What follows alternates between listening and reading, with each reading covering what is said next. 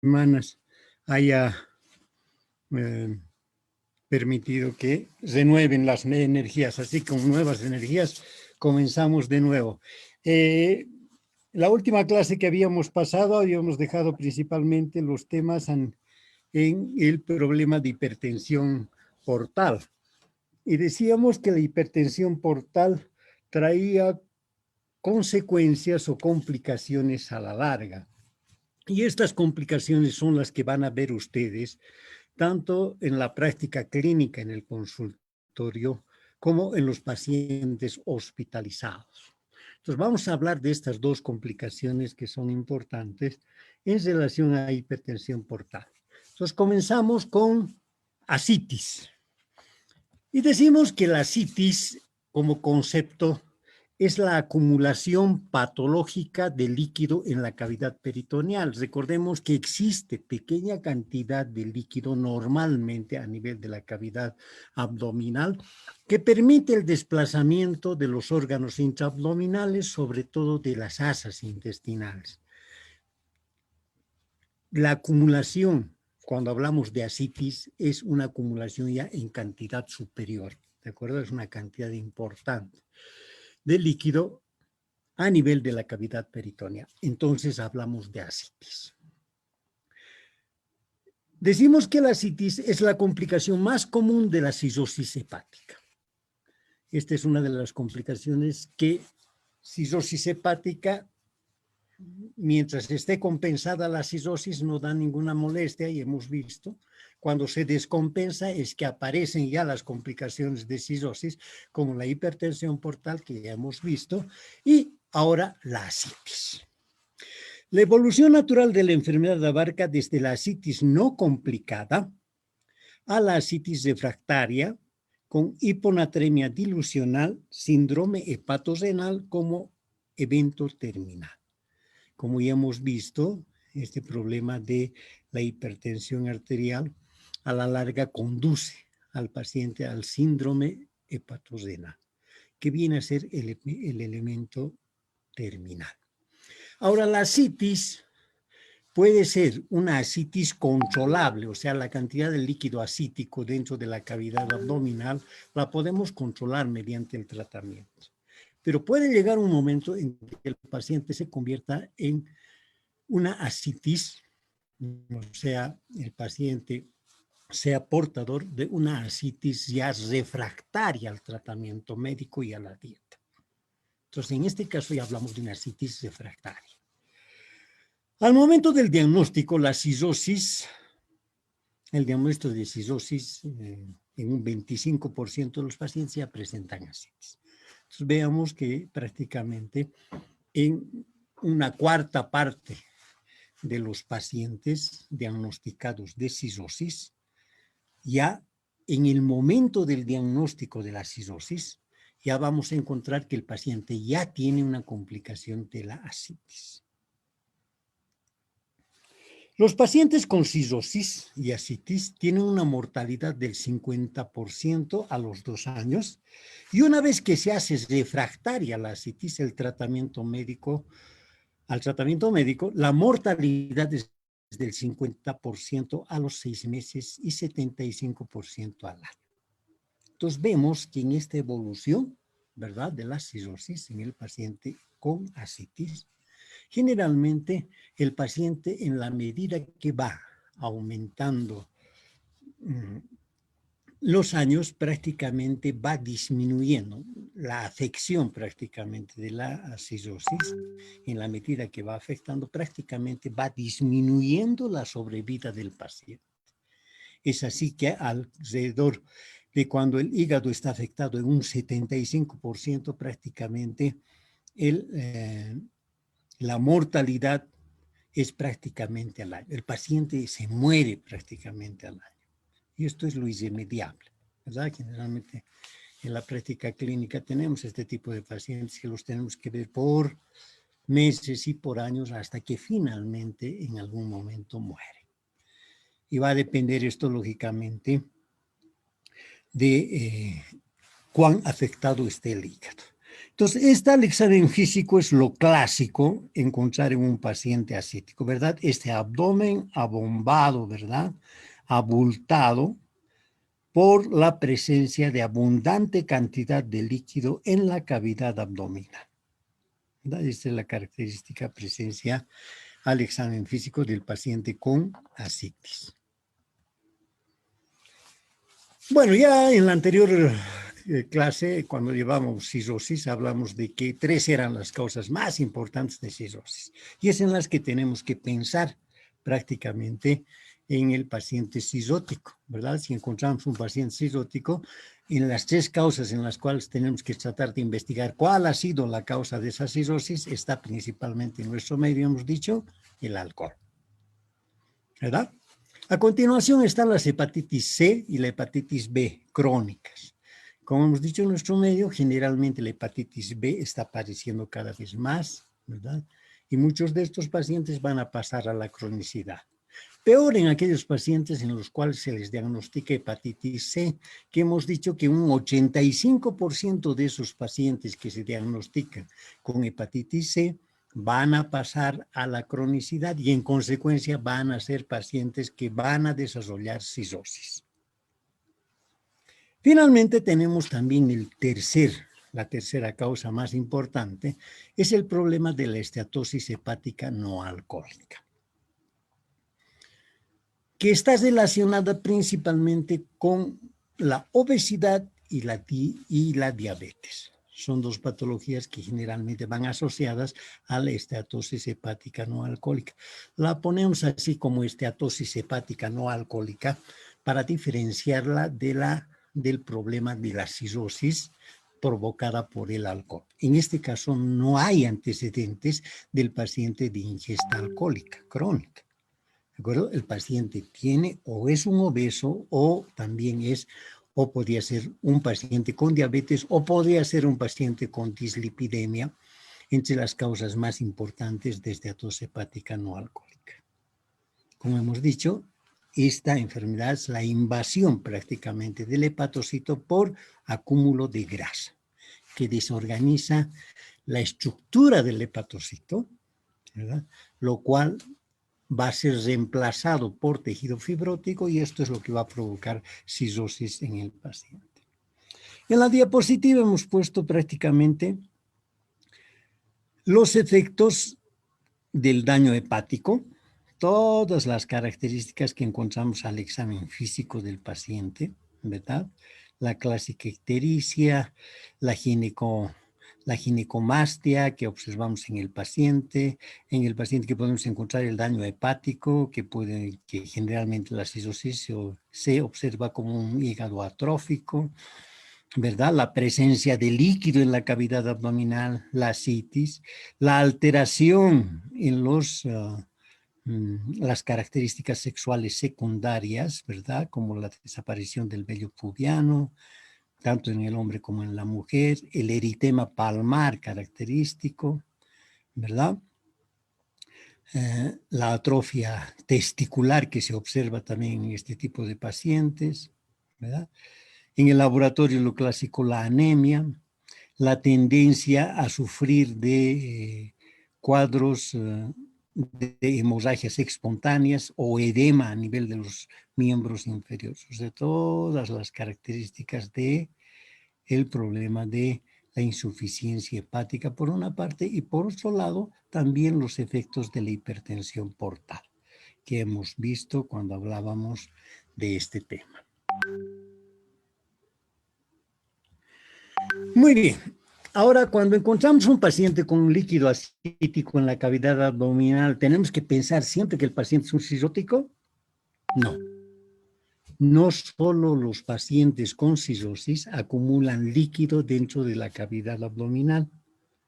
Hay otras causas que también pueden ser productoras de ascitis sin que el paciente sea un paciente con las 3 causas antes mencionadas de ascitis y sobre todo de cirrosis hepática, como hemos visto, ¿verdad? Entonces, cuando tenemos un paciente con ascitis, si bien lo primero que nos va a lo primero que vamos a pensar en el paciente es que es un paciente con una cirrosis probablemente alcohólica, que en la anamnesis tendremos que investigar, ¿verdad?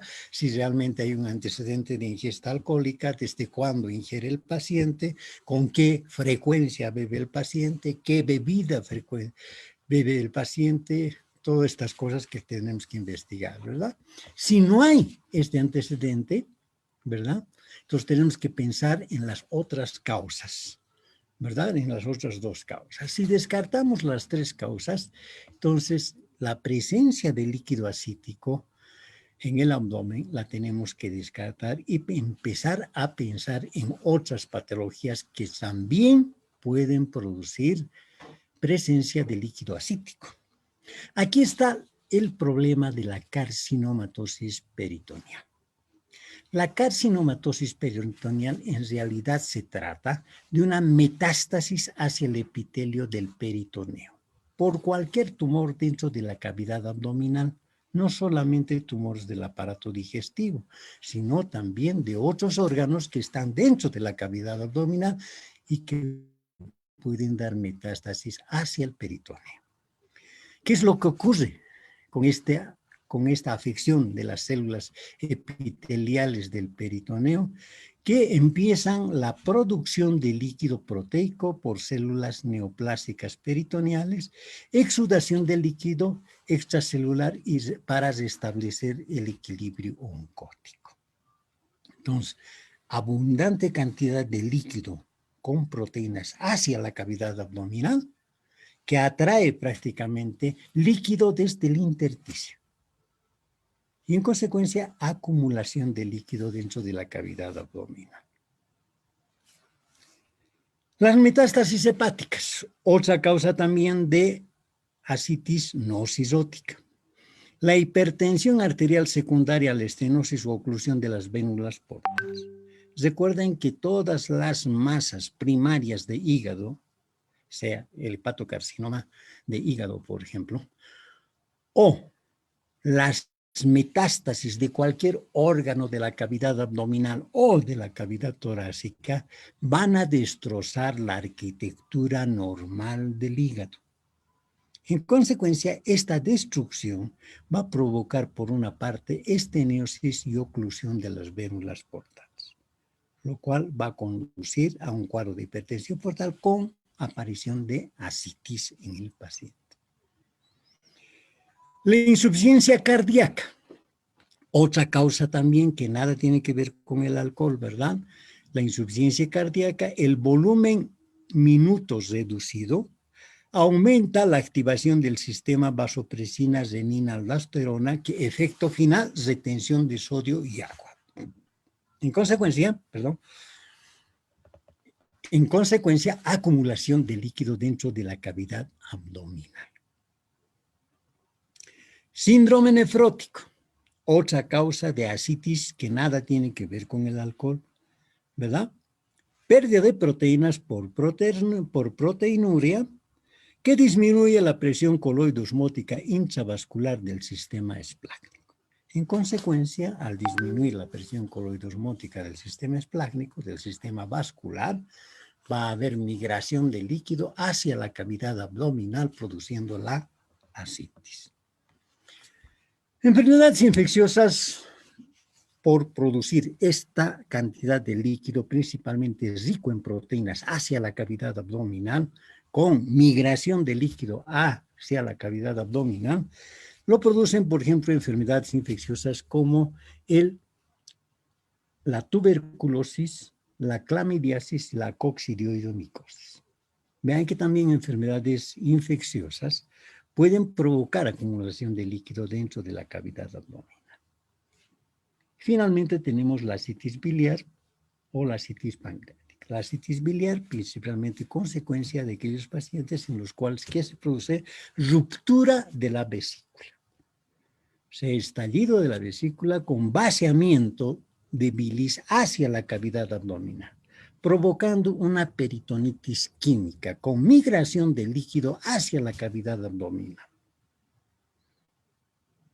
O en la pancreatitis aguda, en la cual hay, como vamos a ver en los temas de páncreas, en la pancreatitis aguda, donde hay secreción de enzimas pancreáticas hacia la cavidad abdominal, provocando también una peritonitis química que va a provocar migración de líquido hacia la cavidad abdominal con formación de ascitis pancreática. Entonces, cuando veamos un paciente con ascitis, no siempre va a ser un paciente cirrótico. Si descartamos las 3 primeras causas de cirrosis, tenemos que empezar a pensar en las otras causas. Y lamentablemente en muchos de los casos, en la práctica clínica me ha tocado ver, por ejemplo, pacientes que vienen a la consulta con problemas de ascitis, ¿verdad?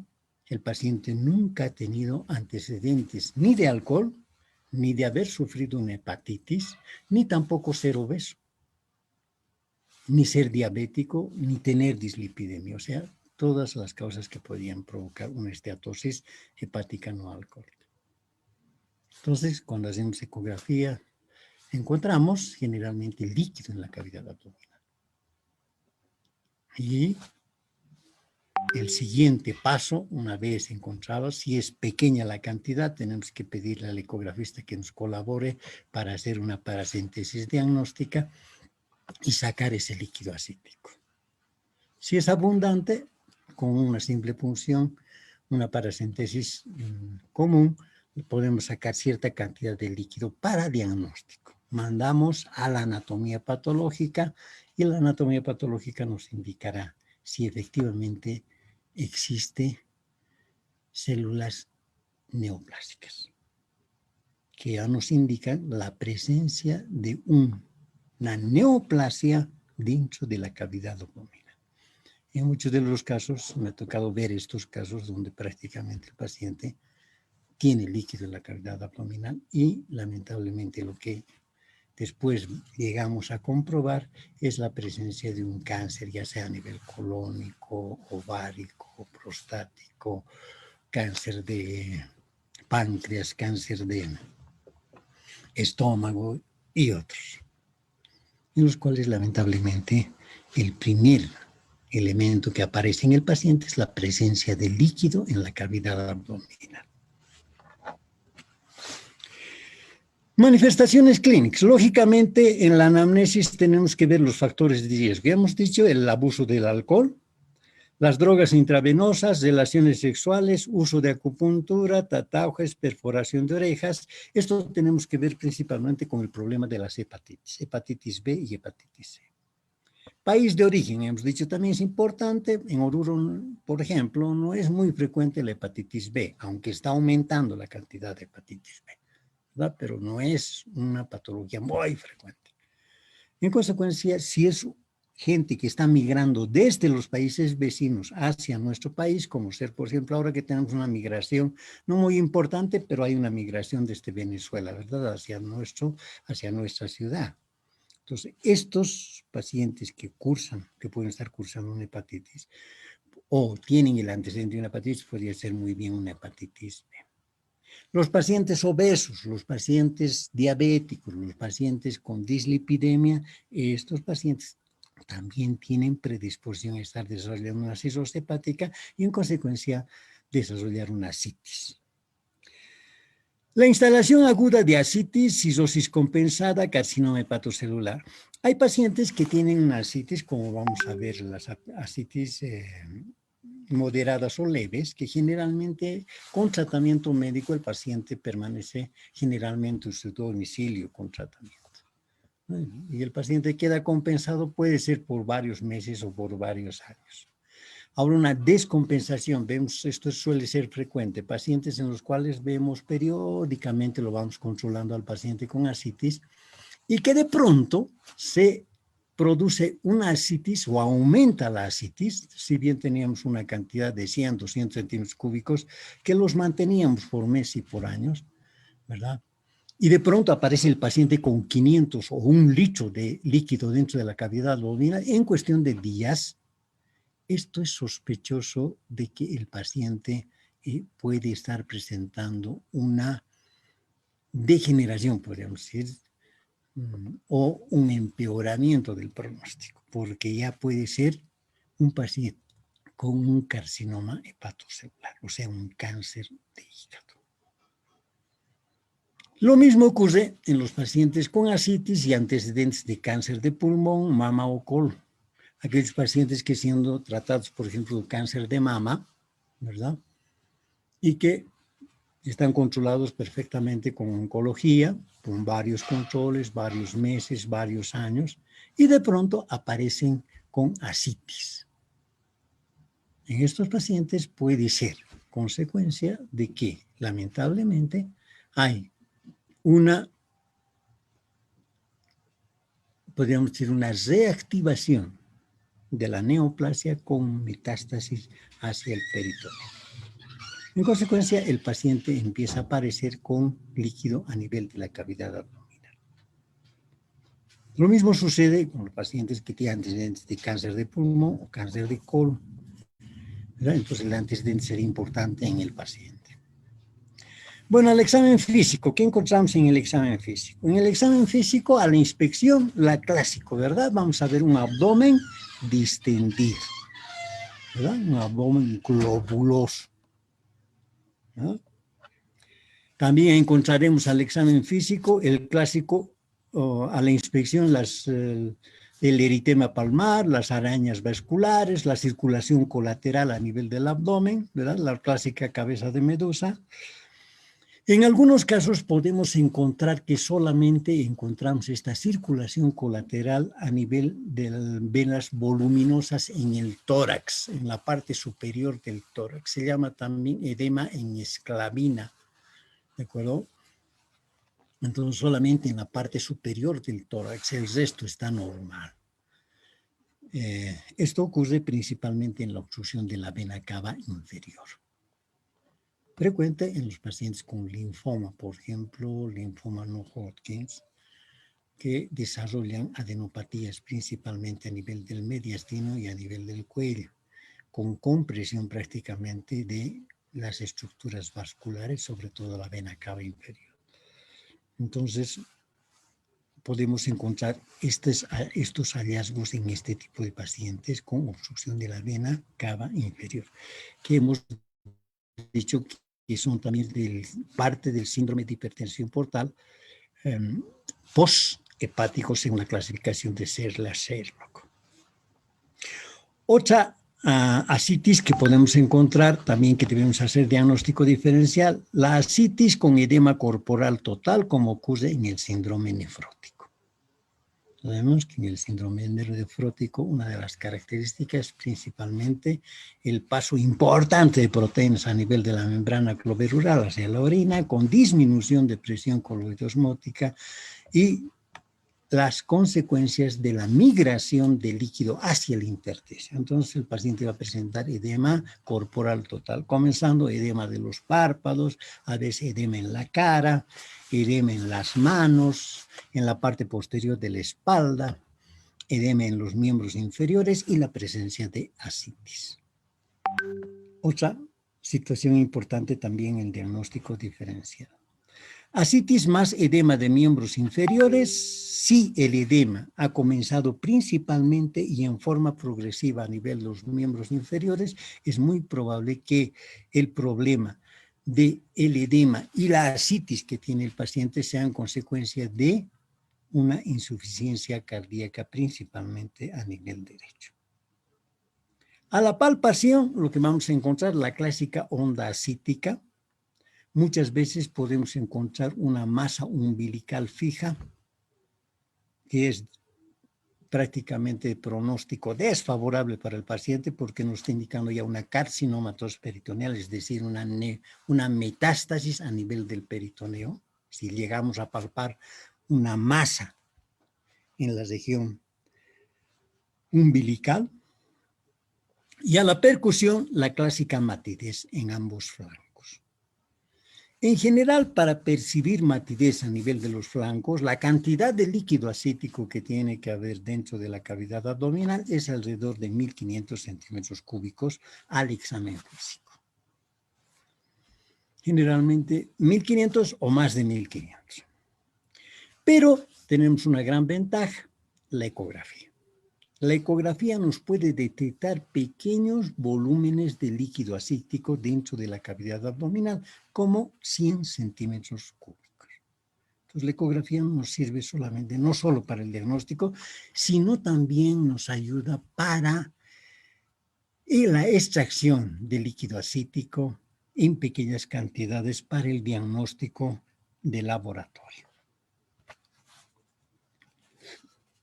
Entonces, el diagnóstico, ¿cómo hacemos el diagnóstico de ascitis? Tenemos dos posibilidades de hacer. Uno, la paracentesis diagnóstica. La paracentesis diagnóstica se debe realizar en todos los pacientes hospitalizados o externos con ascitis de reciente formación. Es de regla, prácticamente, en todo paciente en el cual encontramos una cantidad importante de líquido ascítico, la punción, la paracentesis. Porque esta es la que nos va a dar el diagnóstico. Entonces, la paracentesis diagnóstica debe realizarla en todos los pacientes hospitalizados o pacientes externos en los cuales hemos encontrado ascitis. Ahora, ¿dónde puncionamos? La selección del punto de punción es importante porque tenemos que ver, si bien se pueden puncionar en varios puntos del abdomen, de la pared abdominal, existen algunas pequeñas complicaciones que pudieran surgir y por esto se prefiere de última la punción en la fosa ilíaca izquierda. Se puede puncionar, por ejemplo, en la línea media, o sea, sobre lo que denominamos la línea alba, que es la unión de las dos aponeurosis de los rectos anteriores del abdomen. Ventaja de que no va a sangrar, porque como es aponeurosis, la irrigación es mínima. En consecuencia, aquí no va a poderse producir punto de sangrado si es que puncionamos en la línea media. Desventaja. Si vamos a puncionar prácticamente en la parte inferior del abdomen, o sea, en la región infraumbilical, debajo del ombligo. Y aquí, si el paciente no tomamos la precaución previa de que el paciente vaya al baño antes de que le puncionemos, lo que podemos ocasionar es puncionar la vejiga. Es decir, ingresamos en la vejiga. Una vejiga distendida podría prácticamente ser una complicación, la punción de la vejiga. En consecuencia, hay que tener ese cuidado en este tipo de pacientes. Podemos puncionar en la fosa ilíaca derecha. Recuerden que la porción más superficial del colon es el ciego y está localizada principalmente en la fosa ilíaca derecha. Entonces, un ciego distendido, si queremos puncionar en el lado derecho, podemos ingresar en el colon. Y esto nos podría provocar ciertos problemas en el paciente. Finalmente, por todas estas causas, es que elegimos generalmente la fosa ilíaca derecha. Y para puncionar en la fosa ilíaca derecha, hacemos una línea que vaya desde el ombligo hasta la espina ilíaca anterosuperior. Sobre esta línea, la dividimos en 3 partes iguales y puncionamos en el tercio externo de esta línea. La hemos dividido en 3 partes, ¿verdad? Entonces, el tercio externo de esta línea es donde vamos a puncionar para extraer el líquido. La ventaja es de que en esta porción generalmente las asas intestinales, en la posición generalmente en la que hacemos la paracentesis, generalmente en el paciente con decúbito dorsal, aunque se puede puncionar también el paciente de pie o con el paciente en paciente sentado, pero lo que hacemos en la gran mayoría de los casos es paciente en decúbito dorsal. Entonces, las asas intestinales van rechazadas por gravedad, van hacia la parte posterior del abdomen. En consecuencia, tenemos menos posibilidades de puncionar cualquier asa. Por esto, la punción se hace en esta parte. Ahora, la aguja debe ser generalmente una aguja de bastante calibre. Generalmente una bránula número 18 es ideal. para ingresar en el abdomen, porque si el líquido es un poco viscoso, no va a salir. Entonces tenemos que puncionar con una aguja bastante gruesa, ¿de acuerdo? Y esto nos va a permitir evacuar prácticamente el líquido o hacer una paracentesis diagnóstica, sacar un poco de líquido para el examen respectivo. Cuando la cantidad de líquido en la cavidad abdominal es poca o es escasa, generalmente la hacemos bajo guía ecográfica, generalmente en la sala de ecografía, y mediante la guía con el ecografista, él nos va guiando más o menos dónde hay más líquido en la cavidad abdominal y vamos ingresando bajo la guía ecográfica para sacar.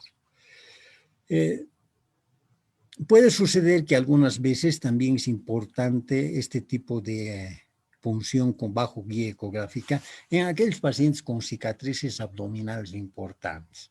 Puede ser, por ejemplo, que el paciente haya sido intervenido por una enfermedad diverticular, o haya tenido algún traumatismo en el cuadrante inferior izquierdo, que haya provocado una quemadura de la piel, o sea, una serie de cicatrices que pudieran producirse. En estos casos también es importante la guía ecográfica para no cometer el problema de engrasar en algún órgano vecino. ¿De acuerdo? Y también es importante la ecografía en las ascitis tabicadas. Muchas veces la ascitis no está libre, el líquido dentro de la cavidad abdominal no está libre en la cavidad abdominal, sino que está tabicada, es decir, está parcelada o encajonada en algunos lugares. Esto ocurre principalmente en las carcinomatosas peritoneales. A veces el líquido ascítico queda tabicado prácticamente o localizado en alguna parte del abdomen. Entonces, en estos casos también es importante la guía ecográfica para sacar el líquido. Muy bien. La otra forma de paracentesis que utilizamos es la paracentesis terapéutica. Se realiza en pacientes con ascitis refractaria al tratamiento de la dieta o al tratamiento médico. Al tratamiento con dieta y tratamiento médico, pacientes que no responden prácticamente con la disminución del líquido ascítico. Entonces, en estos pacientes se opta por el tratamiento haciendo paracentesis ya terapéutica. Aquí la paracentesis, o sea, la punción de la pared abdominal para extraer líquido de la cavidad abdominal, lo hacemos ya con intención terapéutica, como tratamiento ya en el paciente. El análisis macroscópico del líquido que obtenemos durante la punción. Generalmente en la cistosis, el líquido generalmente tiene un color algo amarillento, algo parecido a la orina. ¿De acuerdo? Generalmente esa es la característica del líquido ascítico en el paciente cisótico. Pero puede ocurrir que en la extracción podemos obtener sangre o francamente líquido francamente sanguinolento. En este caso podemos pensar en las siguientes posibilidades. Si obtenemos ese tipo de líquido o hemos realizado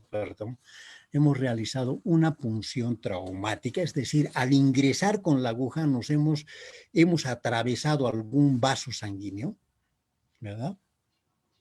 Eso es lo que llamamos una punción traumática. La otra posibilidad de que también obtengamos un líquido sanguinolento es la carcinomatosis peritoneal, o sea, el carcinoma hepatocelular.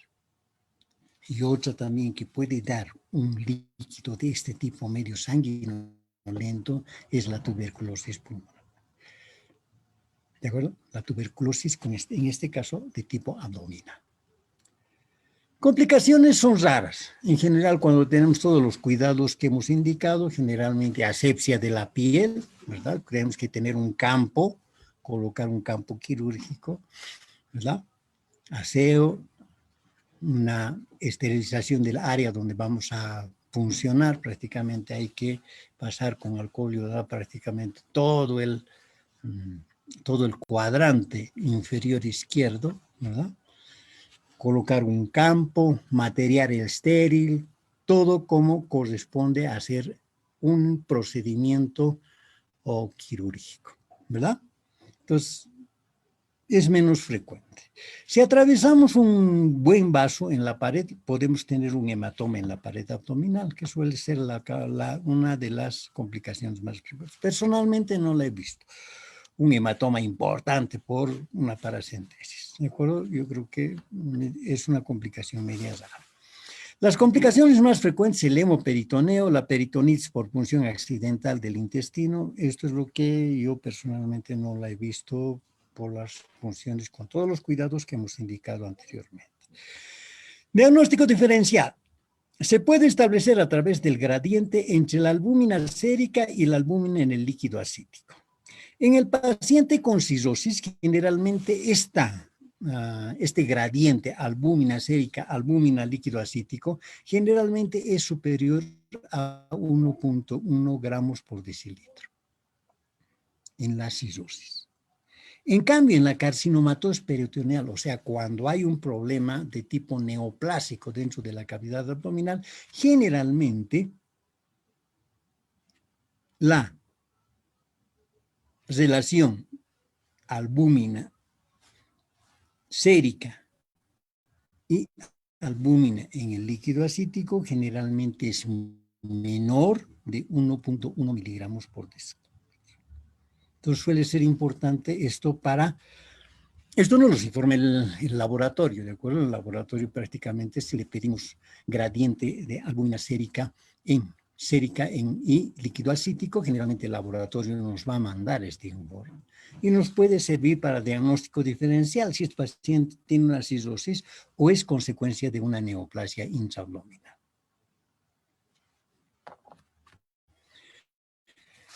En el laboratorio clínico, lo clásico en el hemograma, le vamos a pedir principalmente el tiempo de protrombina en porcentaje más INR, creatinina sérica, nitrógeno ureico, sodio, potasio en sangre y orina. Generalmente, lamentablemente van a disculpar, pero desde hoy en la mañana el internet está un poquito inestable. Esperemos que nos estén escuchando. De todas maneras, como les voy a mandar en el hemograma. En el laboratorio clínico de líquido acítico, una vez que sacamos líquido acítico de la cavidad abdominal, ¿qué es lo que le debemos pedir? Entonces, antes de hacer la punción, lo que generalmente siempre hacemos es tener 3 frasquitos, ¿verdad? De estos de los inyectables, ¿verdad? De los viales, ¿verdad? Principalmente cualquiera de los antibióticos, lavado perfectamente el frasquito, esterilizado, ¿verdad? Los tenemos. Entonces tenemos 3 frasquitos. Uno de estos frasquitos tiene que tener anticoagulante. Entonces, en el frasco con anticoagulante ponemos un poco de líquido acítico, ¿de acuerdo? Este nos va a servir para lo siguiente, para el examen físico-químico del líquido acítico. Ese frasco nos va a servir para examen del líquido acítico. El cuento celular, generalmente más referido al problema de los polimorfonucleares. Aquí, dentro de todos los recuentos de todas las células que nos va a recontar del laboratorio clínico, la que nos interesa mucho en el paciente con ascitis es el problema del recuento de los polimorfonucleares. Milímetro cúbico es muy sospechoso de que el paciente tenga una complicación del problema que vamos a ver a continuación. Cuando el líquido acítico es predominantemente, está compuesto predominantemente por linfocarcinomatosis. A continuación, la del laboratorio nos va a indicar la concentración de proteínas a nivel del líquido acítico. Recuerden que cuando queremos comparar prácticamente albúmina en líquido acítico y albúmina sérica, generalmente le tenemos que pedir expresamente al laboratorio. Lo que normalmente nos hace el laboratorio de rutina es la concentración de proteínas en el líquido acítico.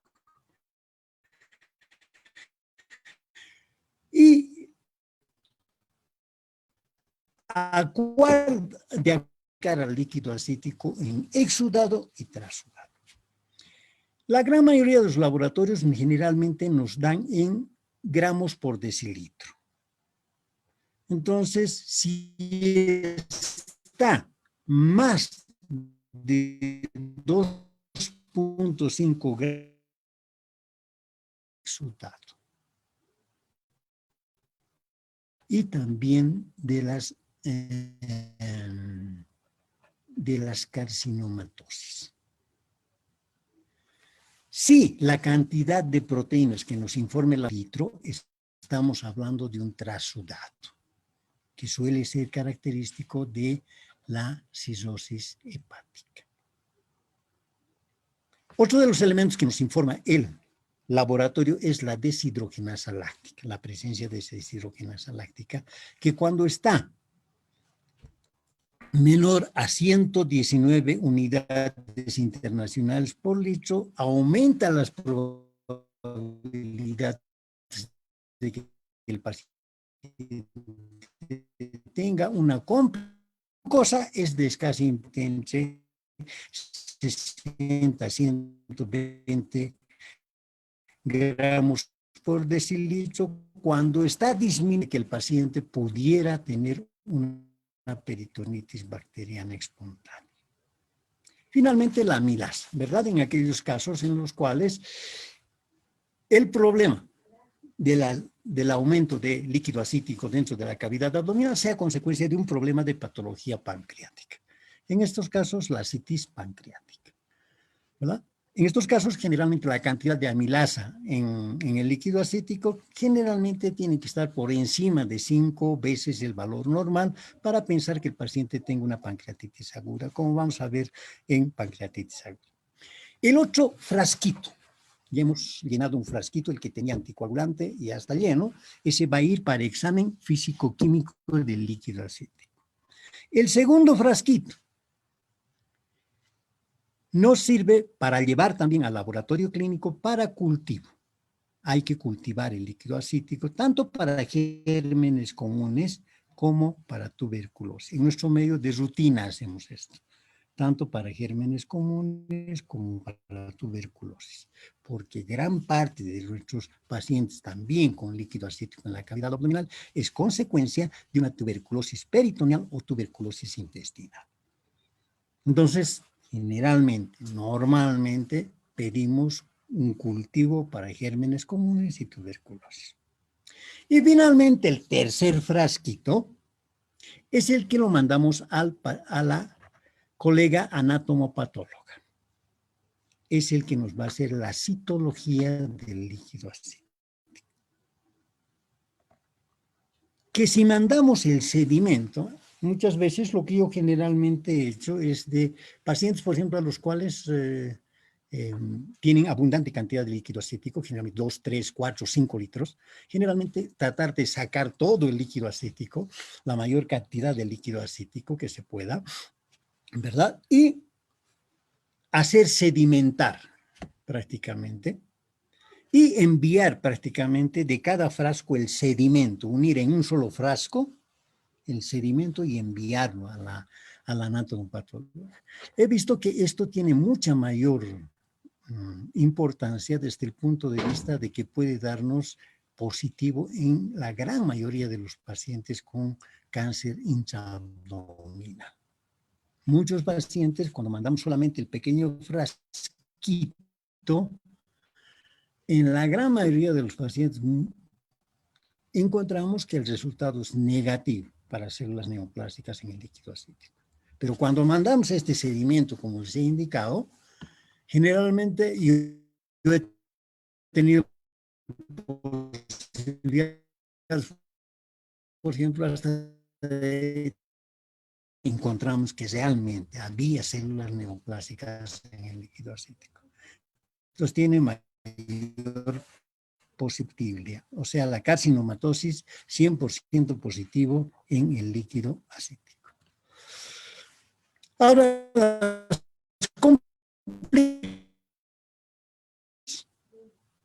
¿por qué acético? paciente séptico. Y el paciente séptico tiene grandes probabilidades de tener una alta mortalidad.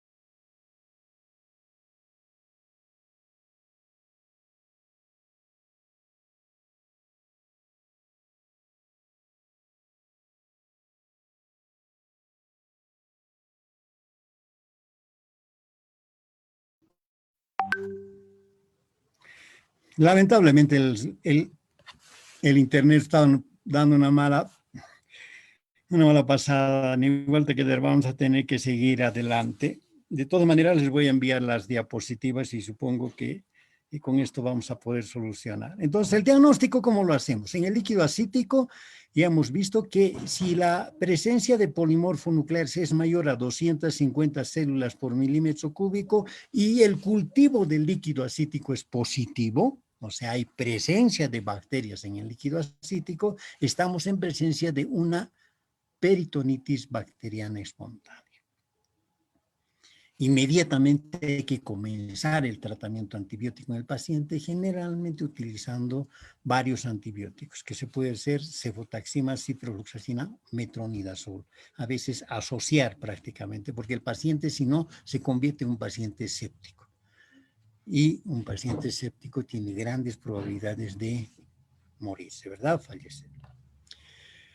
Cuando hablamos de ascitis refractaria, cuando decimos que la ascitis es refractaria, el paciente debe, para llegar a este diagnóstico, el paciente tiene que haber sido tratado con dosis máximas de diuréticos, generalmente espironolactona 400 miligramos día o furosemida 100. Entonces, si el paciente, no obstante de esta administración masiva de diuréticos no responde, no hay disminución, el paciente no empieza a orinar, el paciente no disminuye de peso, no observamos una disminución del líquido acítico, entonces estamos en presencia de una ascitis refractaria. Ahora, ¿cómo se asume como la falta de respuesta al diurético? Cuando la pérdida de peso es inferior a 12 gramos cada día. Cuando un paciente ascítico esté internado, todos los días, lo primero que hacemos antes de que desayune o agua al paciente, lo primero que hacemos es pesar. La disminución de peso es inferior a 200.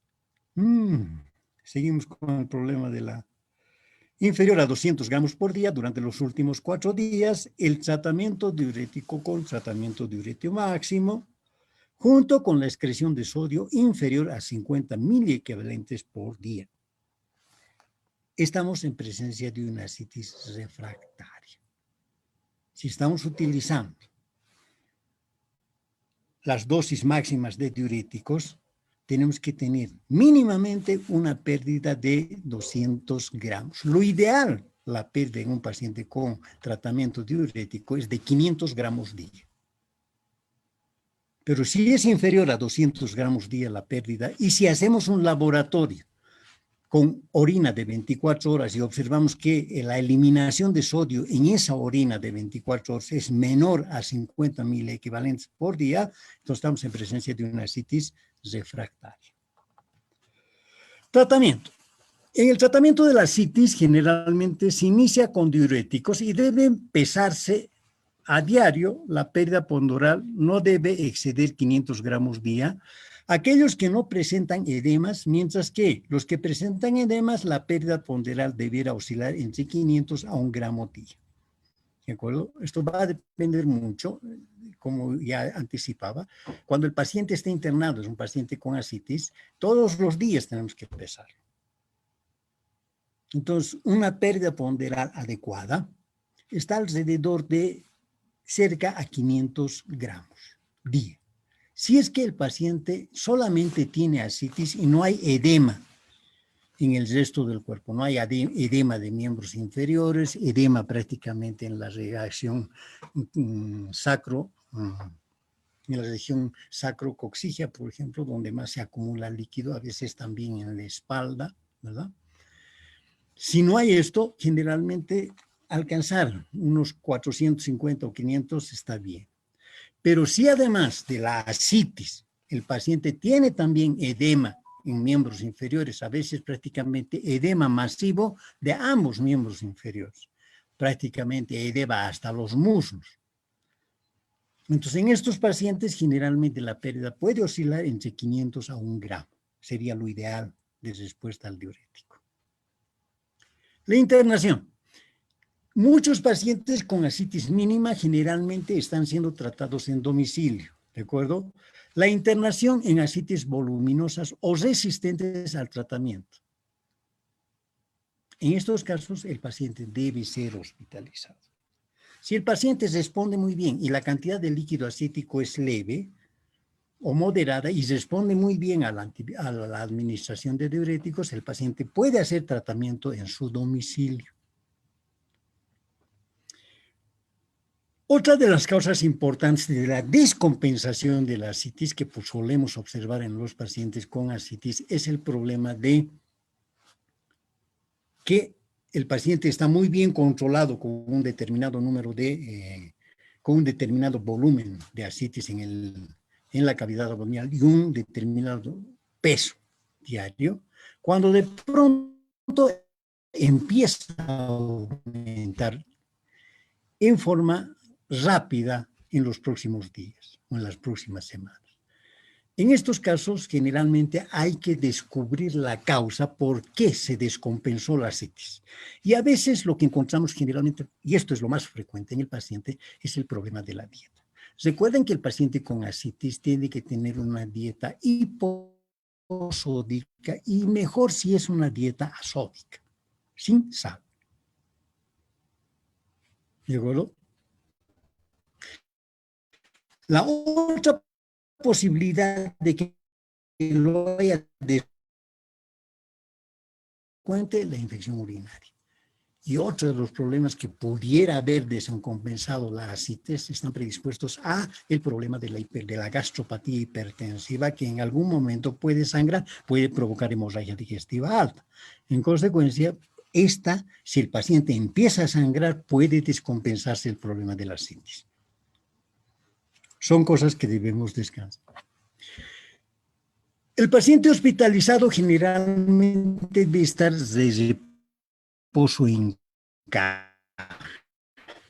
Se aconseja de que la posición erecta, o sea, la posición de pie en el paciente, aumenta la retención de sodio. Si aumenta la retención de sodio, va a aumentar la retención de líquido. En consecuencia, el paciente va a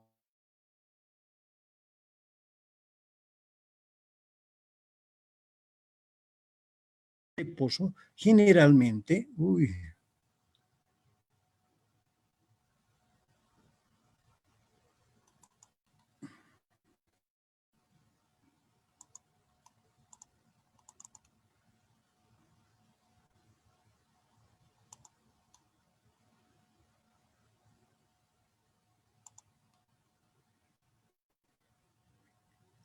generalmente hace de que la ascitis responda mejor y el paciente evolucione favorablemente rápidamente. Es importante decir que 2 o 3 días que esté en reposo absoluto, porque no lo podemos mantener mucho más tiempo en reposo, porque también tenemos el peligro de que si el paciente permanece demasiado tiempo en reposo, en cama tenemos las posibilidades de provocar una úlcera por decúbito o una trombosis venosa profunda, que puede ser otra complicación. Por lo tanto, sí, por lo menos los 2, 3 primeros días de reposo absoluto, después el paciente puede ya levantarse. Evitar colocar sonda nasogástrica, porque recordemos que todos los pacientes, sobre todo los alcohólicos, resultan ser pacientes inmunodeprimidos. En consecuencia, pueden coger cualquier infección. Los diuréticos utilizamos generalmente la espironolactona, que es un diurético que actúa a nivel de los túbulos, sobre todo el túbulo distal. Generalmente 100 miligramos, podemos comenzar con 100 miligramos día. Muchas veces los primeros días los tenemos que asociar a furosemida, que es un diurético de asa, por día. Dependiendo cómo sea la respuesta del paciente, podemos generalmente utilizar furosemida los primeros días, ¿de acuerdo? Y comenzar ya comenzar la espironolactona. Posteriormente hay que retirar la furosemida y el paciente se queda con espironolactona, porque recordemos que los diuréticos de asa predisponen a los trastornos electrolíticos, sobre todo el problema de la hipopotasemia. En consecuencia, hay que tratar de tener el diurético lo menos posible, o las dosis. Y lo que el paciente tiene que consumir más son los diuréticos de acción a nivel de los túbulos, como la espironolactona. Los pacientes que no responden a diuréticos se deben aumentar las dosis sin pérdida ponderal, sodio en orina por debajo de 78 miliequivalentes por litro. Son los dos medios, ¿verdad? Podemos utilizar el peso o la determinación de orina, la determinación de sodio en orina. Pacientes que responden a diuréticos muestran pérdida ponderal y presentan sodio en la orina arriba de 78 miliequivalentes por día. Esto sería lo ideal, ¿verdad? Tener una excreción de sodios de 78 miliequivalentes por día nos está indicando que hay una muy buena respuesta al diurético. Y además, la baja de peso en el paciente nos está indicando que el paciente está respondiendo muy bien al tratamiento con diuréticos. Algunas complicaciones con el uso de diuréticos. Extremar, llegar a las dosis máximas de diuréticos siempre tienen sus peligros. Y en consecuencia hay que tratar de no llegar a las dosis máximas. Principalmente la encefalopatía hepática, la insuficiencia renal, generalmente creatinina más de 2 miligramos por decilitro. La hiponatremia nacional, sodio plasmático de 125 miliequivalentes por litro, cuando está menor, ¿verdad? Recordemos que el sodio generalmente a nivel sérico está alrededor de 150, 145, 150 miliequivalentes por litro. Cuando está por debajo de 125, ya nos debe llamar la atención. El paciente está consumiendo excesiva cantidad de líquido que está prácticamente, está dilucionando, podríamos decir, el sodio. Hay mucho más líquido que sólido. En consecuencia, en estos casos también se debe a una excreción menor de agua libre, secundaria a la secreción osmótica de hormona antidiurética, factor de riesgo para el desarrollo de encefalopatía hepática. Entonces, los cuidados de la excesiva cantidad de utilizar de diuréticos. En algunos casos sí hay que ir aumentando la dosis, pero tratar de no llegar a una dosis máxima y vigilar esto, de que no lleguemos a una hipotensión plasmático menor de 3.000 equivalentes o hipercalcemia más de 6.000 equivalentes por litro. Otro de los elementos que también podemos vigilar y de potasio plasmático, que nos podrían traer problemas importantes en el tratamiento. La paracentesis terapéutica la utilizamos generalmente en aquel paciente con ascitis a tensión o refractarios a diuréticos. En las paracentesis evacuadoras superior a 5 litros, el riesgo de disfunción circulatoria post-paracentesis, lo que empeora la función renal preexistente. Este es uno de los problemas que algunos colegas y algunos médicos o algunas literatura indica que sí existe, es importante. Otros indican que es de menor relevancia. En el concepto mío, por lo menos siempre he tratado de evitar este problema de disfunción reposición. O sea, la cantidad de líquido que le estamos sacando de la cavidad abdominal puede llevarlo al paciente a una disfunción circulatoria. El paciente se torna hipotenso y algunos pacientes tienden a tener inicio de problemas de encefalopatía hepática. Entonces, si bien sacamos todo el líquido, hay que tratar de reponer. Y lo hacemos de la siguiente manera. Si tenemos albúmina, utilizamos, que es lo más caro, y es lo que menos utilizamos en nuestro medio, porque es muy caro, utilizamos 10 gramos por cada, pues vienen de 5 gramos, 2 ampollas generalmente, dependiendo de cada cuántos le hemos sacado, ¿de acuerdo? Lo que sí utilizamos en nuestro medio, porque es más barato, ¿de acuerdo?, es el Dextran al 70%, por cada 100 mililitros de líquido extraído. Los otros tratamientos, ¿verdad?, con lo cual generalmente el paciente, yo personalmente siempre he utilizado Dextran al 70%, por cada 100, por cada litro que le he sacado al paciente, supongamos que le he sacado 3 litros, van a entrar 300 centímetros cúbicos de Dextran al 70%. Si le he sacado 5 litros, le van a entrar 500 centímetros cúbicos de Dextran al 70%, por vía intravenosa, ¿verdad? Entonces estamos haciendo la reposición en previsión de la disfunción circulatoria postparacentesis. Los otros tratamientos están en el problema de los tratamiento invasivo, como los shunts portosistémicos transyugular intrahepático, los TIPS que hemos visto. El tratamiento quirúrgico, las derivaciones portosistémicas que pueden producir, que tienen como complicaciones las trombosis en un 90% a los 3 años. Pueden repermeabilizarse la vena, pero existe la posibilidad de trombosis. ¿De acuerdo? Las derivaciones portosistémicas, además hemos visto que tienen el problema de la aparición de encefalopatía hepática en el paciente. Cuando veíamos hipertensión portal, veíamos ya esto, ¿verdad? Estamos volviendo a repetir. Y finalmente, el problema del trasplante hepático. El trasplante hepático, lógicamente, como ya les decía, está destinado a aquellos pacientes que tienen, dependiendo de la patología, ¿verdad? Si es un paciente, un alcohólico crónico, es el que menos le van a dar importancia para un trasplante hepático, porque es un poco difícil la decisión en esos casos. Pero si un paciente que tiene una cirrosis hepática con ascitis, consecuencia de una hepatitis C, a este paciente es probable hacer un trasplante hepático para volver a la normalidad. Bueno, algo que nos toca llevar inevitablemente en esta clase también es el problema de la otra complicación que el paciente tiene con hipertensión portal, el problema de la encefalopatía hepática. Decimos que es una complicación neuropsiquiátrica, potencialmente reversible.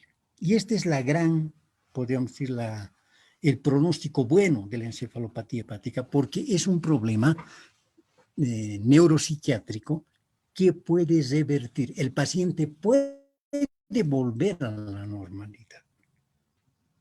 A diferencia de lo que ocurriría con un paciente con un problema neuropsiquiátrico consecuencia de un accidente cerebrovascular, por ejemplo, ¿verdad? En el cual probablemente va a recuperar casi todas sus funciones, pero algunas secuelas le van a quedar.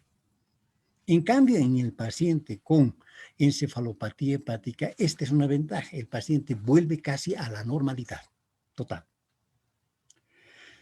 ¿Qué se observa en pacientes con insuficiencia hepática aguda o crónica o derivación portosistémica?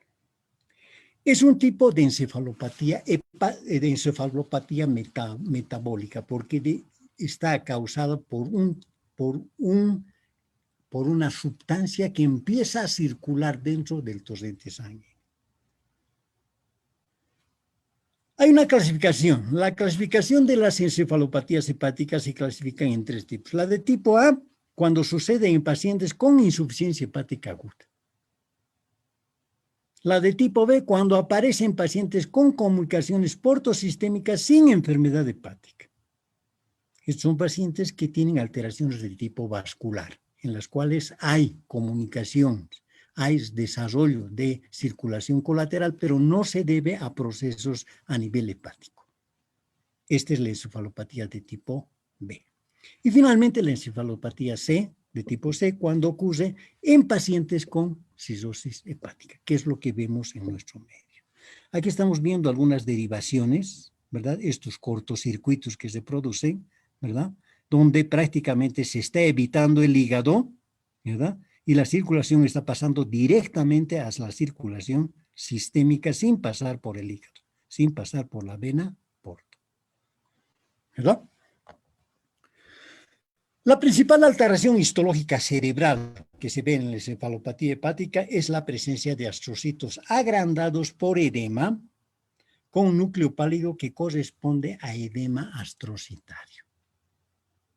Los astrocitos en realidad vienen a ser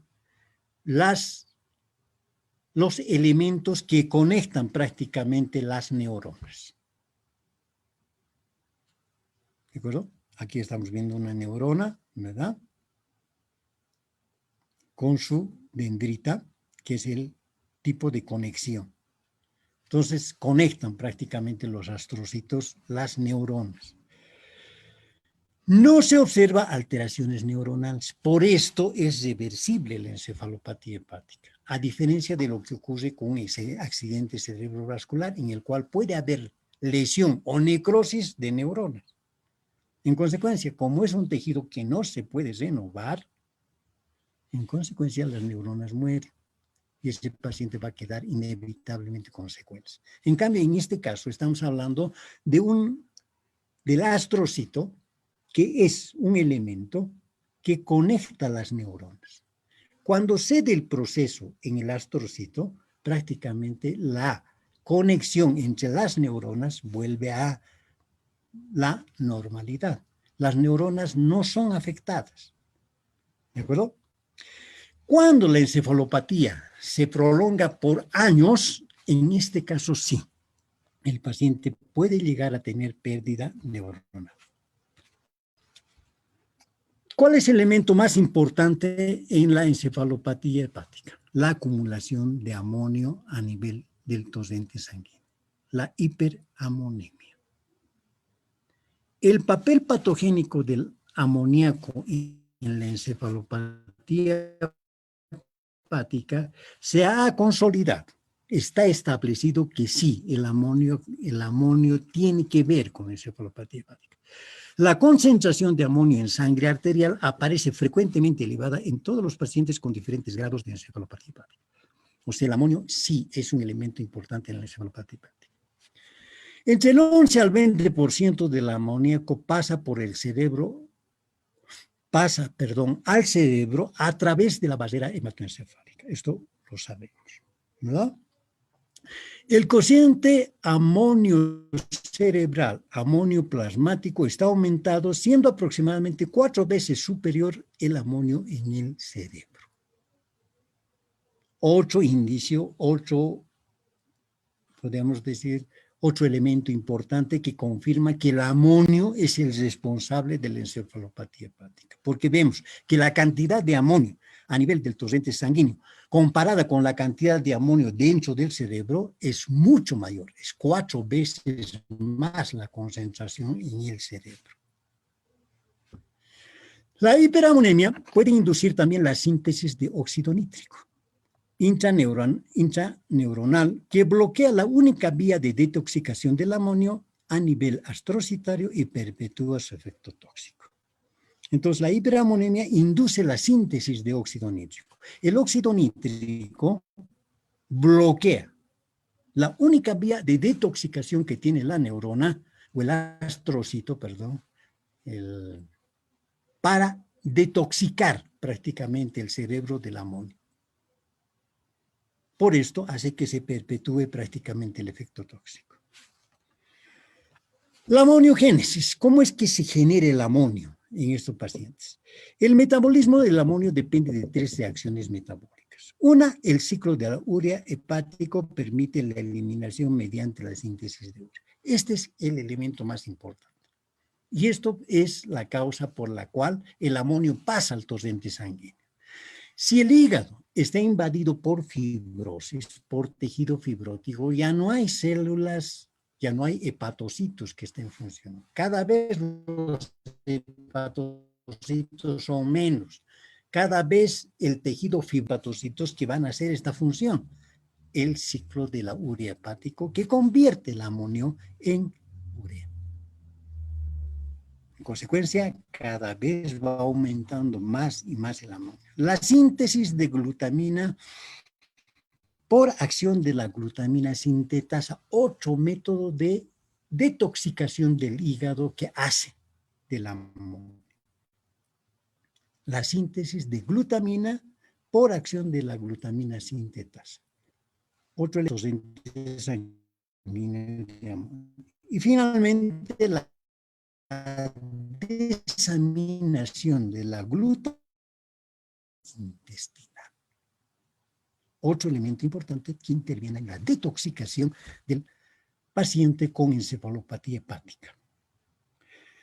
Actualmente se sabe que el amonio se genera básicamente a nivel del intestino delgado y es producido a partir de la desaminación de la glutamina, siendo el colon responsable del 15 al 20% del amonio generado. Tanto a nivel del intestino delgado hay gran producción de amoníaco. Principalmente la de la glutamina. Aquí es el sitio donde se está formando amoníaco constantemente. Y a través del sistema portal tiene que pasar. Pero si no pasa por el hígado, ¿verdad? El amonio, lógicamente va a pasar al sistema vascular sistémico, produciendo el problema de la encefalopatía. Los hepatocitos periportales constituyen el 80% del amonio portal. Vean, si el hígado no funciona, este 80% de amonio pasa prácticamente al sistema vascular sistémico. Y es el por qué produce prácticamente todas las alteraciones a nivel central. La capacidad de síntesis de urea disminuye en forma paralela a la función hepática. Entonces, en la encefalopatía hepática,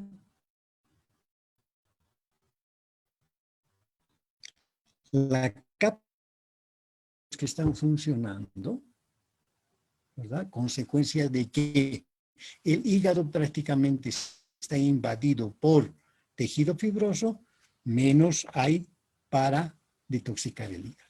Otro de los elementos dentro de la fisiopatología de la encefalopatía que ha sido estudiado como elemento importante en la generación de encefalopatía es el manganeso. Es el elemento cuyos niveles se incrementan en pacientes con cirrosis y derivación portosistémica y está involucrado en la fisiopatología de la encefalopatía hepática. Su depósito a nivel de los ganglios basales, sobre todo a nivel del núcleo pálido, se ha asociado al desarrollo de signos extrapiramidales que observamos en el paciente con encefalopatía hepática. Esto del temblor, por ejemplo, que tiene el paciente con encefalopatía hepática, que vamos a ver en los diferentes grados, ¿verdad? Es consecuencia probablemente de esta acumulación de manganeso a nivel de los ganglios basales, sobre todo a nivel del núcleo pálido. Alteraciones en la neurotransmisión. Las concentraciones elevadas de amonio activan los receptores GABA mediante el aumento de la afinidad del receptor al GABA, por lo cual, directa o indirectamente, el amonio tiene potencial de incrementar la transmisión inhibitoria a través del GABA. Puede ser responsable de la alteración del ritmo del sueño y de las modificaciones de la conducta. En síntesis, que hace el amonio a través de los receptores GABA, hacer que la transmisión del impulso nervioso desde una neurona A hasta una neurona B sea mucho más lento o prácticamente se interrumpa.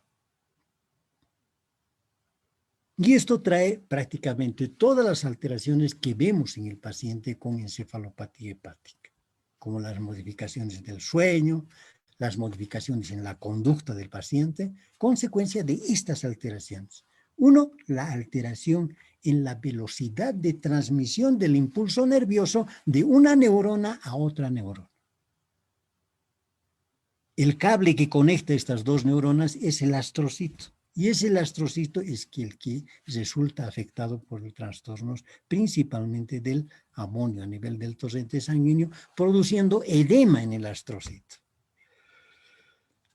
Hasta hace tiempo se hablaba de neurotransmisores, falsos neurotransmisores, que podrían generarse a nivel del intestino, a nivel del colon, y que podrían ser causa también de la encefalopatía hepática. En la actualidad, estas hipótesis han sido revisadas, y la hipótesis de los falsos neurotransmisores en la actualidad no se aceptan como efectos patogénicos de encefalopatía hepática. Antes se decía que se podrían generar benzodiazepinas, por ejemplo, a nivel por la acción bacteriana a nivel colónico o intestinal terminal. En la actualidad se ha descartado esa posibilidad. Entonces tenemos como elementos importantes principalmente al amonio, que es el responsable, ¿verdad? Y algunas otras sustancias que vemos que intervienen también, como el manganeso. Cuadro clínico. El cuadro clínico del paciente con encefalopatía hepática es diversa e incluye principalmente alteraciones a nivel de la conciencia, el comportamiento, las funciones cognitivas y la coordinación neuromuscular. Todas estas alteraciones son consecuencias de los trastornos que se producen a nivel central, es decir, por edema del astrocito. Según la clasificación de Trey, se tienen generalmente 4 grados de encefalopatía. En el primer grado, o sea, en el grado 1 de encefalopatía hepática, el paciente aparece eufórico, puede aparecer eufórico o depresivo. Desorientación temporoespacial, dificultad en el habla, insomnio nocturno, somnolencia diurna, flapping presente pero ocasional. En el paciente con encefalopatía en grado 1, generalmente en la experiencia clínica se los puedo contar, el que se da cuenta generalmente de un matrimonio, por ejemplo, es la esposa. Generalmente de un paciente eufórico, de un paciente siempre alegre, que despierta con muy buenas vibras, podríamos decir, en la mañana, de pronto aparece con un paciente depresivo, un paciente con tendencia al aislamiento, con que no quiere hablar con nadie, de pronto aparece un paciente con que quiere estar en su cuarto y no quiere comunicarse con nadie, ¿de acuerdo? Un cambio en el comportamiento del paciente. Algo que suele llamar la desorientación temporal-espacial. De pronto el paciente no recuerda, sale a la calle y no recuerda dónde es su casa. Dificultad para hablar.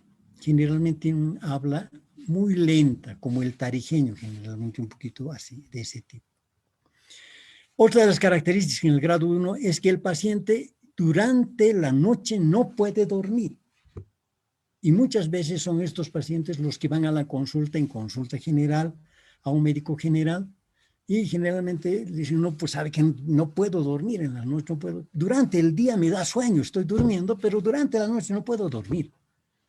Entonces lo único que hace el médico es decir, bueno, pues como no puede dormir, hay que darle un hipnótico, ¿verdad? Y a veces el hipnótico puede ser que al día siguiente al paciente lo tengan ya en estado de coma. Y el flapping. El flapping es un reflejo neurológico que observamos en el paciente, haciendo que el paciente mantenga las manos extendidas y con la mano abierta prácticamente, ¿verdad? y le decimos que por unos minutos se mantenga así. Van a observar ustedes que normalmente, espontáneamente, el paciente hace flexiones en la muñeca de la mano hacia el antebrazo. Esto es lo que denominamos flapping, que en el primer grado muchas veces no está presente. En algunos pacientes sí, en algunos pacientes no. En el segundo grado, en la encefalopatía de segundo grado, acentuación de los grados de los síntomas del grado 1. Aquí hay trastorno de comportamiento. Muchas veces el paciente ya se torna agresivo. ¿De acuerdo? Empieza a discutir con los miembros de la familia, a veces con la esposa, empieza a querer agredir a los pacientes, a los familiares en este segundo grado. La somnolencia en este paciente durante el día suele ser mucho más importante. Y aquí el flapping, si le hacemos la prueba, ya va a ser evidente en el segundo grado. En el tercer grado, ya empieza la pérdida de conciencia. Si el paciente empezaba a dormirse durante el día, ahora aquí en el tercer grado el paciente ya casi está inconsciente o tiende a la inconsciencia. Somnolencia constante, profunda, responde solo a estímulos intensos. Ustedes prácticamente, si le hacen un estímulo de dolor, por ejemplo, como presión sobre los huecos supraclaviculares o por ejemplo, torsión, por ejemplo, de la tetilla que hacemos para estimular un estímulo importante, puede responder, el paciente se levanta. ¿De acuerdo? Muchas veces ya el lenguaje a este nivel ya es incomprensible. El paciente no puede comunicarse muy bien y el flapping, por el estado de inconsciencia en el cual está entrando el paciente, lógicamente ya no es explorable. Ya no vamos a poder decir, haga la mano así, porque ya el paciente está casi inconsciente. Y finalmente, el grado 4, en el cual el paciente no responde a estímulo, a ningún tipo de estímulo, ni sensorial, ni doloroso, ni verbal, a ningún tipo de estímulo. El paciente está en coma profundo. Cuando hablamos de encefalopatía hepática mínica, signos muy leves de encefalopatía hepática solo demostrables por test psicométricos, ya sea conexión numérica o pruebas neurofisiológicas como electroencefalograma o potenciales evocados. Los test psicométricos como la conexión numérica suele ser fácil de hacerlo en el consultorio o al pie de la cama si el paciente está internado, ¿verdad? Generalmente una hojita blanca, una hojita en bond, donde ustedes ponen los números 1, 2, 3, 4, 5, 6, 7, listo. Y le dicen, conecte los números, con un bolígrafo, conecte los números en orden correlativo. Entonces, como está, marcan el 1, para ir al 2, tardan una eternidad. Y para ir al 3, otra eternidad. ¿De acuerdo? El paciente no puede hacer lo que normalmente ustedes en este momento harían. Si se ponen en una hoja y ponen los números en diferentes partes de la hoja, van a poder conectar rápidamente el 1, 2, 3, 4, 5, 6. Listo. ¿Verdad? Eso no puede hacer un paciente con encefalopatía mínima. Muchos pacientes, así es como comienza su encefalopatía. ¿De acuerdo? Con encefalopatía mínima, que solamente las podemos descubrir por estos test o por las pruebas neurofisiológicas como es el electroencefalograma o los potenciales evocados. Aquí estamos viendo la clásica, el flujo hepático a nivel de la vena porta, que habíamos visto esto. Exámenes complementarios. El laboratorio clínico, sería lógico pensar que si un paciente está elevado el amonio en el torrente sanguíneo, ¿verdad? Pedirle la concentración de amonio a nivel sérico. La amonemia arterial o venosa es poco fidedigna.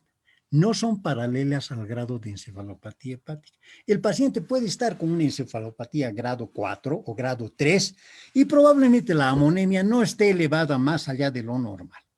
Entonces, no es un buen elemento para juzgar el grado de encefalopatía en el paciente. Aquí entran las pruebas neurofisiológicas y el electroencefalograma y los potenciales evocados. En el electroencefalograma, principalmente las alteraciones del trazado electrocardiográfico, principalmente a nivel de las ondas alfa, ondas teta y demás cosas que nos va a informar el neurofisiólogo del electroencefalograma, ¿verdad? Las alteraciones. Y los potenciales evocados. Cuando hablamos de potenciales evocados, ¿a qué nos estamos queriendo referir? Con los potenciales evocados, lo que estamos estudiando es la velocidad de transmisión del impulso nervioso. Que hemos dicho que en la encefalopatía hepática está alterada, está disminuida, está enlentecida la transmisión del impulso nervioso. Entonces, esto es lo que investigamos a través de los potenciales evocados. Entonces, pueden medir la velocidad de transmisión del impulso nervioso. Lógicamente, un paciente con encefalopatía hepática va a estar alterado, va a estar drásticamente disminuido. Pueden ser visuales, auditivos o somatoestésicos. Visuales, queremos decir, por ejemplo, un estímulo visual. Al paciente se lo pone al frente, se conecta todo el aparato, ¿verdad?, de potenciales evocados, que es parecido al del electroencefalograma, ¿verdad?, y le estimulamos con una luz. Y a través del trazado vamos a ver en cuánto tiempo llega a la corteza cerebral, ¿verdad?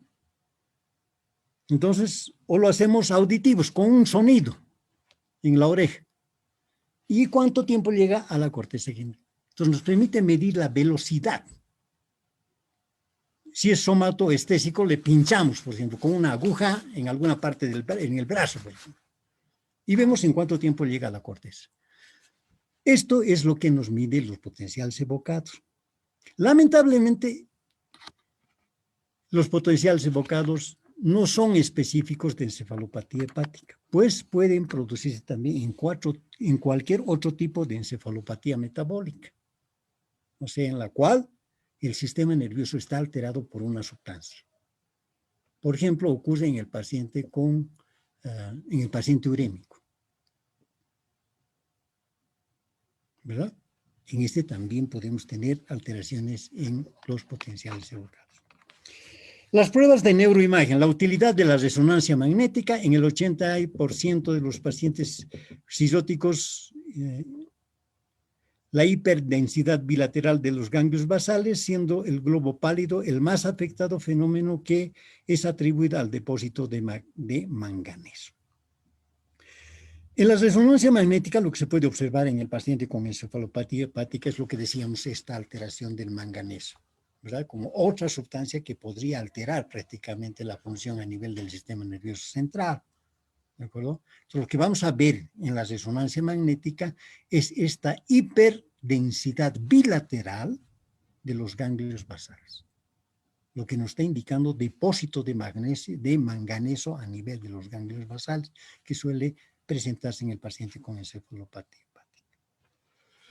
La tomografía por emisión de positrones usando fluorodesoxiglucosa se ha demostrado una disminución de la utilización de glucosa en regiones corticales selectivas. La tomografía con emisión de positrones es utilizar prácticamente una sustancia que la introducimos por vía intravenosa, generalmente la fluorodesoxiglucosa, ¿verdad? Y vemos la concentración de esta sustancia que estamos inyectando por vía intravenosa a nivel central. Vamos a observar que en el paciente encefalopático hay una disminución, o sea, hay una disminución de la fluorodesoxiglucosa. No vamos a ver una buena concentración a nivel cortical de esta sustancia porque hay una disminución de la utilización de glucosa en las regiones corticales selectivas. Lo que no suele suceder en un paciente normal. Recuerden que la glucosa prácticamente es el elemento energético importantísimo. Es prácticamente el medio por el cual la neurona puede vivir. ¿de acuerdo? Todo su sistema energético, todo el metabolismo de la neurona está basado en la cantidad de glucosa que le llega al paciente. Por esto es importante, por ejemplo, el paciente con hipoglicemia, ¿verdad? El paciente con hipoglicemia, si llega a niveles bajos, por debajo de 50 miligramos, 30 miligramos de glucosa por decilitro en el paciente, podemos tener graves problemas en el paciente, como el edema cerebral, una complicación grave, ¿verdad? ¿Por qué? Porque la glucosa es el elemento más importante para el paciente a nivel cerebral. Este es su elemento energético básico. Muy bien, a nivel de vemos nuevamente la citis con protrusión prácticamente con una hernia umbilical, consecuencia de la tensión que se produce dentro del abdomen. Tratamiento, finalmente para terminar la clase, aunque sigue un poquito prolongada, el tratamiento de la encefalopatía consiste en la corrección de los posibles factores desencadenantes y en la puesta en marcha de una serie de medidas encaminadas a reducir la concentración plasmática de amonio. ¿A dónde va a estar dirigido nuestro tratamiento en el paciente con encefalopatía hepática? A disminuir la cantidad de amoníaco a nivel del torrente sanguíneo. Todo el tratamiento está dirigido a esto, a bajar la cantidad de amoníaco en el torrente sanguíneo. Identificación y tratamiento del factor desencadenante. Ya hemos visto que también la encefalopatía hepática puede ser desencadenada por algunas situaciones, como ocurre, por ejemplo, la excesiva utilización de diuréticos a dosis masivas, ¿verdad? En estos casos hay que tratar de suprimir prácticamente los diuréticos.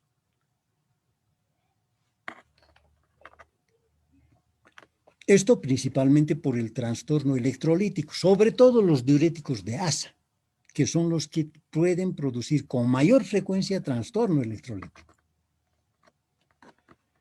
Las benzodiazepinas, lo que les contaba, ¿verdad? Muchos de estos pacientes no pueden dormir durante la noche. Entonces van al médico general y el médico general dice, si no puede dormir, bueno, le voy a dar un hipnótico. Uno del grupo de las benzodiazepinas, que puede ser diazepam o furazepam, o cualquiera de estos del grupo de las benzodiazepinas, ¿verdad? El paciente entra en un estado de encefalopatía muchas veces de grado 3 o grado 4, consecuencia del proceso depresivo que producen depresión del sistema nervioso central, ¿verdad? A eso me estoy refiriendo con las benzodiazepinas. En estos pacientes que existe la posibilidad de que el paciente días antes o horas antes se ha administrado prácticamente benzodiazepinas por recomendación, consecuencia de que no podía dormir, o a la farmacia también, ¿verdad? Aunque estos medicamentos no se venden fácilmente en la farmacia, tiene que haber receta, ¿verdad? En estos casos podemos administrar el flumazenil, que es un antagonista de los receptores del benzodiazepinas. En estos pacientes que han utilizado benzodiazepinas, se puede utilizar un antagonista, ¿verdad? Como el flumazenil. Otro de los elementos que pueden haber provocado una encefalopatía hepática en el paciente son, por ejemplo, las infecciones, la administración de antibióticos al inicio empírico en espera de resultados de cultivo. Las infecciones, sobre todo las infecciones urinarias, que son frecuentes en el paciente con problemas de hepatopatía crónica, pueden ser causa también de desencadenamiento de una encefalopatía hepática en el paciente. Entonces, al principio, si el paciente llega con un examen de orina donde encontramos indicios importantes de que el paciente tiene una infección urinaria baja, por ejemplo, comenzaremos los antibióticos que normalmente utilizamos, ¿verdad? Le ponemos una ciprofloxacina, por ejemplo, un comprimido puede ser por día. Recordemos que estos pacientes con problemas hepáticos crónicos hay que tener mucho cuidado con los medicamentos. No podemos utilizar a la misma cantidad que utilizamos en un paciente normal. Le tenemos que disminuir. A veces la ciprofloxacina podemos utilizar un comprimido por día, ¿de acuerdo? Para controlar la infección urinaria. O utilizar gentamicina también por vía intramuscular. Pueden ser o, 80 miligramos por día, por ejemplo, ¿verdad?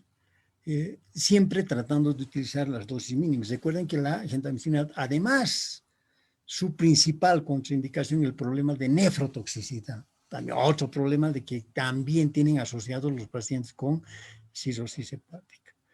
Entonces, tratar de utilizar antibióticos, ¿verdad? Al inicio empírico. Posteriormente pediremos, si es una infección urinaria, pediremos un cultivo de orina con antibiograma. Y seleccionaremos ahí el antibiótico que corresponde. Tal vez el paciente es resistente a la ciprofloxacina. Entonces, veremos el antibiograma y veremos a cuál antibiótico es sensible, utilizaremos ese antibiótico. Recordemos que las infecciones son una causa de descompensación de encefalopatía. Finalmente, lo que utilizamos está la lactulosa. La lactulosa es un disacárido, o sea, es un hidrato de carbono, ¿verdad? Es un disacárido sintético que lo utilizamos generalmente por vía oral. Cuando el paciente está consciente, le damos a tomar, ¿verdad? Lo podemos combinar con un poco de agua y le damos a tomar. Y si el paciente está inconsciente, ¿verdad? Lo colocamos a través de una sonda nasogástrica. Previa colocación, sonda nasogástrica, y a través de la sonda nasogástrica colocamos lactulosa. Para lo cual, la lactulosa, para la cual el intestino humano carece de disacaridasa, o sea, no tiene la enzima que puede metabolizar la lactulosa. En consecuencia, la lactulosa llega prácticamente en forma intacta al intestino. La flora bacteriana que sí tiene capacidad de metabolizar la lactulosa produce, al metabolizar la lactulosa, produce ácido láctico. Al producir ácido láctico, disminuye el pH intraluminal dentro del colon y de la parte terminal del intestino delgado. Esta disminución del pH intraluminal disminuye la absorción de amoníaco. Y además que como la lactulosa también tiene acción catártica, ¿verdad? Lo utilizamos como en el estreñimiento para producir una deposición normal. Lo utilizamos, no es un purgante, es parecido a un purgante, pero por su acción es diferente, ¿verdad? No es capaz de deshidratar al paciente como los laxantes osmóticos, por ejemplo. ¿De acuerdo? Además tiene la acción de producir aumentar la cantidad de las deposiciones por día, es decir, arrastrar materia fecal hacia el exterior. Recordemos que por cada gramo de materia fecal, prácticamente casi el 90% de cada gramo de materia fecal son bacterias. Entonces estamos arrastrando prácticamente en forma mecánica también a través de la lactulosa la materia fecal. Además de disminuir el pH intraluminal, que va a bloquear o va a disminuir la absorción de amoníaco.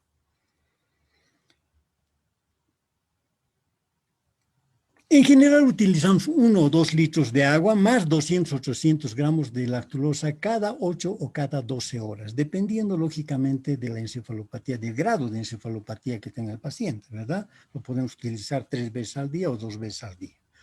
También podemos utilizar, sobre todo está recomendado en aquellos pacientes en los cuales, además de la encefalopatía hepática, observamos que el paciente tiene una hemorragia digestiva alta, consecuencia probablemente de una gastropatía hipertensiva.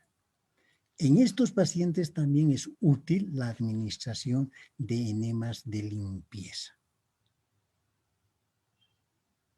Ya sea enemas de limpieza con agua común o en algunos casos también utilizando lactulosa, que nos ayudan a disminuir la absorción de amoníaco, que hemos dicho que es la fuente principal de la producción de amoníaco, es a nivel colónico. Otros elementos que se pueden utilizar para disminuir la flora bacteriana prácticamente a nivel colónico está la neomicina, 1 o 2 gramos por día, metronidazol, vancomicina, rifamicina. para evitar administración más de 6 meses por toxicidad renal o auditiva, ¿verdad? Generalmente los vamos a utilizar por un periodo de 7 días, 10 días máximo, ¿verdad? Esto nos hace, lo que estamos tratando de hacer con los antibióticos que estamos administrando por vía oral es disminuir la cantidad de flora bacteriana a nivel colónico. La neomicina en la actualidad ya no existe en el mercado, ha sido retirada por su problema de toxicidad, sobre todo renal y también auditiva.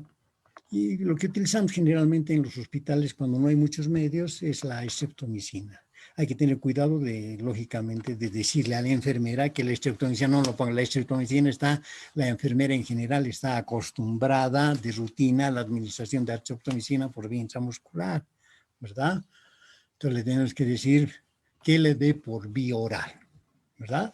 Romper la ampolla, poner en medio vasito de agua y darle al paciente a tomar.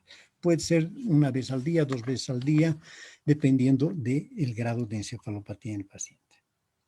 Finalmente, la nutrición. La encefalopatía aguda, suspender generalmente la vía oral si el paciente está inconsciente, ¿verdad? Lo que tenemos que dar, administración por vía parenteral, solución glucosada por vía parenteral y restituir proteínas progresivamente. En síntesis, este es el tratamiento de la encefalopatía hepática. Disminuir la cantidad de amoníaco a nivel del torrente sanguíneo, ¿verdad? Con la administración principalmente de lactulosa. Creo que terminamos ahí. Muy bien. Sí, terminamos. Después de un descanso, la clase ha sido un poquito larga, pero era importante estas dos complicaciones que debemos verlas juntas para mejor entendimiento. No sé si hay alguna pregunta de parte de ustedes. Si es así, les doy unos minutos para que ustedes puedan hacer alguna pregunta. De lo contrario, nos vemos la próxima clase. Pueden activar sus micrófonos. Lamentablemente la clase creo que no ha sido de las mejores por el asunto del que el internet nos ha fallado en varias oportunidades, pero de todas maneras esto lo reemplazamos con las diapositivas que yo les voy a enviar, que ahí está prácticamente todo lo que hemos hablado. No sé si hay alguna pregunta.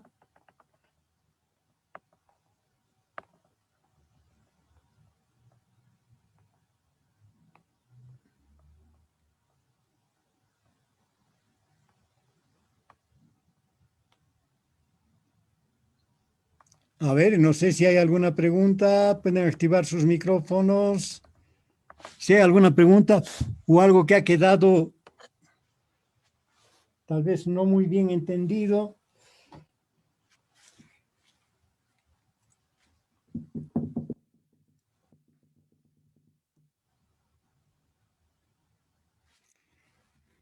Muy bien.